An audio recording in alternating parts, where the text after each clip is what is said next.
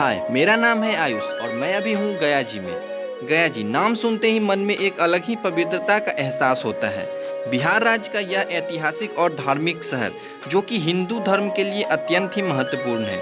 यहाँ की प्राचीन कथा भगवान विष्णु और गयासुर नामक एक तपस्वी राक्षस की कहानी से जुड़ी हुई है, जो हमें धर्म, भक्ति, मोक्ष की गहरी समझ प्रदान कराती है। आइए जानते हैं इस कहानी के पीछे का रहस्य।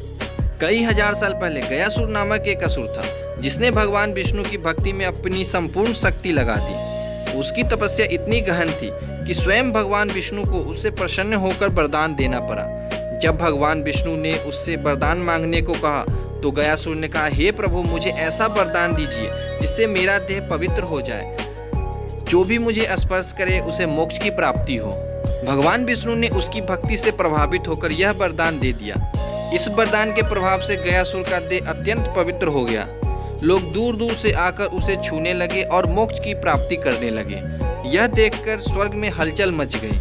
स्वर्ग और पृथ्वी के बीच संतुलन बिगड़ने लगा, क्योंकि लोग बिना अपने कर्म और धर्म के पालन किए हुए मोक्ष को प्राप्त कर रहे थे। स्वर्गलोक के देवताओं ने इस समस्या का समाधान खोजने के लिए भगवान विष्णु की शरण ली। देवता की प्रार्थना सुनकर भगवान विष्णु ने गयासुर के पास जाने का निश्चय किया।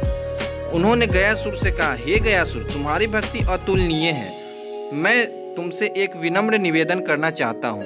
भगवान विष्णु ने कहा, यदि तुम पृथ्वी पर लेट जाओ और हमें यज्ञ करने की अनुमति दो, तो तुम्हारी देह और भी पवित्र हो जाएगी और यह स्थान संपूर्ण ब्रह्मांड में पवित्रतम हो जाएगा।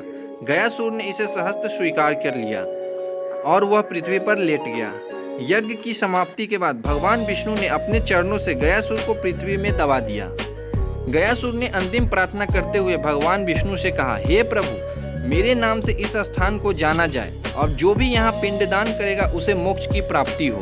भगवान विष्णु ने उसकी यह प्रार्थना स्वीकार कर ली। इस स्थान को गया नाम दिया गया।